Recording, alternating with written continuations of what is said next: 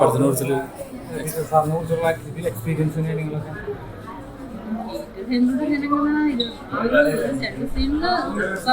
മൂകസാക്ഷിയായിട്ട് നിൽക്കുന്നുണ്ട്. സ്റ്റണ്ട് ചെയ്യണമെന്ന് ആഗ്രഹം ഉണ്ടായിരുന്നു. ഇത് കേൾക്കുന്ന ആരെയും എനിക്കൊരു അവസരം തരട്ടെ. ഇടിയൊന്നും ചെയ്യാൻ പറ്റാത്ത വിഷമത്തിലാണോ? ഇടി ഇതിന്റെ കൂടെ ഫൈറ്റ് ചെയ്യാൻ പറ്റാത്ത വിഷമം വലിയ ആരോഗ്യം ഞാൻ നാഗായിട്ട് മൈൻഡ് ചെയ്യുന്നുണ്ട്.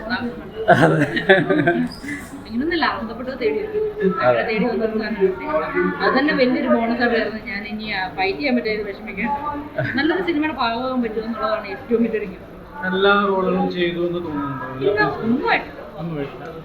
കുറേ ഒച്ചയിപ്പോഴും ഉണ്ടാക്കുന്ന ഒരു ക്യാരക്ടർ അമവേശങ്ങള് ഇനി എങ്ങനെയുള്ള ഒരു ക്യാരക്ടർ റിയൽ സ്വഭാവം തന്നെ ഇതിന്റെ ഓപ്പോസിറ്റ് ആണ്. അതൊന്നും വന്നിട്ടില്ല. ഇനി ഏതെങ്കിലും ഒരു ക്യാരക്ടർ ചെയ്യണം എന്നുള്ള ഒരു ആഗ്രഹം അങ്ങനെ ആഗ്രഹങ്ങളുണ്ടായിട്ട് കാര്യമില്ല. എഴുതുന്ന ഡയറക്ടർക്കും ചെയ്യുന്ന ഡയറക്ടർക്കും അല്ല, അങ്ങനെയല്ല. നമുക്കൊരു ആഗ്രഹം ഉണ്ടാവില്ല, ഇന്ന ക്യാരക്ടർ എനിക്ക് ചെയ്യണം എന്നുള്ളൊരു ആഗ്രഹം ഉണ്ടാവില്ല. അങ്ങനെ എന്തെങ്കിലും ഒരു ക്യാരക്ടറിനുള്ള ആഗ്രഹം ഉണ്ടാവും ചെയ്ത് കഴിഞ്ഞിട്ട് അത് പറയുന്നത്. അല്ല, പക്ഷെ ബോളിവുഡ് അങ്ങനെ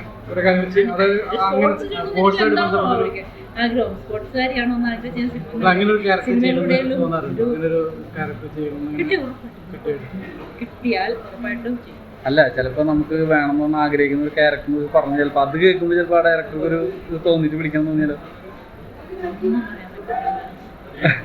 ഇതൊക്കെ ഞാൻ സിനിമയിൽ എത്തിയതുപോലെ എങ്ങനെയാണെന്ന് എനിക്കറിയാം. എനിക്ക് അർഹതപ്പെട്ടത് എന്നെ തേടി എത്തുന്ന വിശ്വാസക്കാര്യം അന്നും ഇന്നും എന്നും ഇനി എങ്ങോട്ടും അങ്ങനെ തന്നെ ആയിരിക്കും. ഇല്ല, ഇപ്പൊ അങ്ങനെ നമുക്ക് തോന്നുന്നുണ്ടോ പണ്ട് സിനിമകളിൽ കുറെ ക്യാരക്ടേഴ്സ് ബിന്ദു മണിക്കര് അങ്ങനത്തെ കുറെ ആൾക്കാരുണ്ട്.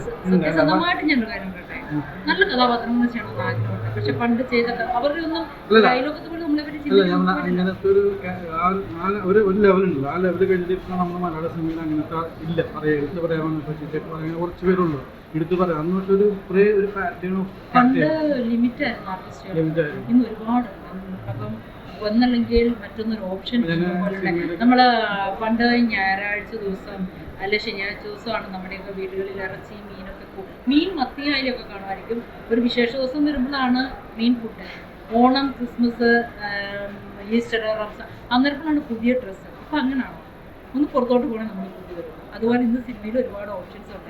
അപ്പം നമുക്ക് അർഹതപ്പെട്ടത് നമ്മളെ തേടി വരും. അല്ല, അങ്ങനെയല്ല ഞാൻ പറയുന്നത്. അത് ഇപ്പം നമ്മളിപ്പോൾ നോക്കുമ്പോൾ ഒരു സിനിമയിൽ നോക്കുമ്പോൾ ഇപ്പം ഞാൻ കുറേ കാലമായി സിനിമ കാണുന്നത്. സിനിമ നോക്കുമ്പോൾ ഈ ഒരു കുറേ കാലങ്ങളായിട്ട് ഒരു 2-3 വർഷങ്ങളായിട്ട് സ്ത്രീ കഥാപാത്രങ്ങൾ കുറഞ്ഞു വരുന്നതായിട്ട് തോന്നുന്നുണ്ട്. കാരണം ഇപ്പോൾ നമ്മൾ സിനിമ എടുക്കുമ്പോൾ അത് എന്തുകൊണ്ടാണ് ചെയ്യുന്നത്? അത് ഞാൻ പറയുന്നത് അങ്ങനത്തെ പണ്ടും ഇങ്ങനത്തെ തന്നെ ഉണ്ടായിരുന്നല്ലോ. പണ്ടും ഇതുപോലെ സിനിമ ആയിരുന്നു. ഇറങ്ങാൻ പോകും. ഇടിയൻ ചന്തു ഒരു ഡയറക്ടർ, വേറൊരു ഡയറക്ടർ ചെയ്തു, വേറൊരു റൈറ്റർ, അങ്ങനെ ഓരോ സെക്ഷൻ എല്ലാവരും വേറെ. അപ്പോൾ വാഴ വരുന്നു, സമാധാന പുസ്തകം വരുന്നു, എല്ലാം +2 കാലം. അതാണ് നമ്മുടെ ഒരു ചിലപ്പോൾ അതങ്ങനെയാണ് ഉദ്ദേശിച്ചത്. ഒരു ഫാമിലി ഓറിയന്റഡ് കഥ അങ്ങനൊന്നും നമ്മൾ വളച്ചു പിടിക്കണ്ട. ഓരോ സമീപം ചില ഫംഗ്ഷനുകൾക്ക് ചെല്ലുമ്പോൾ നീല ഡ്രസ്സ് ഇട്ട് നമ്മൾ വലിയ ഗമച്ചെടുപ്പായിരിക്കും. അവിടെ മൊത്തം നീലയിട്ടവരായിരിക്കും. അങ്ങനെ ഓരോ എന്നിട്ട് നമ്മുടെ അതിനൊന്നും എനിക്ക് പറഞ്ഞു തരാനില്ല. അല്ലെന്നേ, കാലഘട്ടം അങ്ങനെയാണ്. ഒരാളൊരു സക്സസ് കണ്ട ഒരു തുണിക്കട അല്ല ഒരു സ്വർണ്ണക്കട ഒരു ഹോട്ടല് ഒരിടത്ത് കൊണ്ടുപോവാം. അവൻ സക്സസ് ആയാൽ തൊട്ടങ്ങനത്തെ ഉടനെ ഒരു ഹോട്ടലോ എന്താണോ സക്സസ് ആകുന്നത് അതിൻ്റെ ഒരു വേറെ ആളുകൊണ്ടിട്ടിരിക്കും. ഉറപ്പല്ലേ? അത് തന്നെയാണ് മലയാള സിനിമയിൽ ഒരു നായകൻ സക്സസ് ആയിട്ടുണ്ടെങ്കിൽ അവർ പിന്നെ ഒരു നായക അല്ലെങ്കിൽ നല്ലൊരു ഫീമെയിൽ ക്യാരക്ടർ ഉണ്ടായിട്ടുണ്ട്. എനിക്ക് ഇതിനെപ്പറ്റി ആധികാരികമായിട്ട് പറയാൻ അറിയില്ല. ഡയറക്ടർ ഇതിനെപ്പറ്റി